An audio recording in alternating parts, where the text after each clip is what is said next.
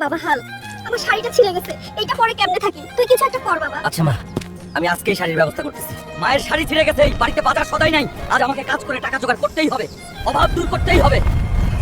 এই যে ইঞ্জিনিয়ার সাহেব, আমি কাজ করতে চাই, আমার খুব কাজের দরকার। হাল্ক, তোমার অনেক বড় শরীর, তোমার জন্য একটা কাজ আছে, কিন্তু অনেক রিস্ক আছে কাজে, করতে পারবে তো? যত রিস্কের কাজই হোক আমি করব। আমার পরিবারের অভাব আমাকে দূর করতেই হবে, আমি পারবো। কি কাজ আমাকে বলেন? আমাদের 10 তলা বিল্ডিং এর উপর অনেকগুলো লোহার দণ্ড তুলতে হবে, তাইলে আমরা তোমাকে 10,000 টাকা দিব। আমি রাজি, আমি করব, চলেন। বন্ধুরা, তোমরা লাইক সাবস্ক্রাইব করে আমার শক্তি বাড়িয়ে দাও, যাতে আমি ঠিকভাবে কাজ শেষ করতে পারি। এই নাও হাল্ক, তোমার পরিশ্রমের টাকা। যাই, এখন বাড়ির জন্য বাজার আর মায়ের জন্য শাড়ি কিনি। আমার মায়ের জন্য একটা ভালো চাইতে শাড়ি দেন, তাড়াতাড়ি যাই মায়ের জন্য শাড়ি নিয়ে, মা খুব খুশি হবে।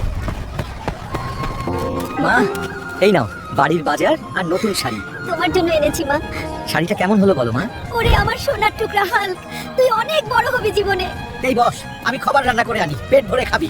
বন্ধুরা, তোমরা সবাই আমাকে মায়ের শাড়ি কিনতে সাহায্য করার জন্য লাইক সাবস্ক্রাইব করে সহযোগিতা করেছো, তোমাদের অনেক অনেক ধন্যবাদ।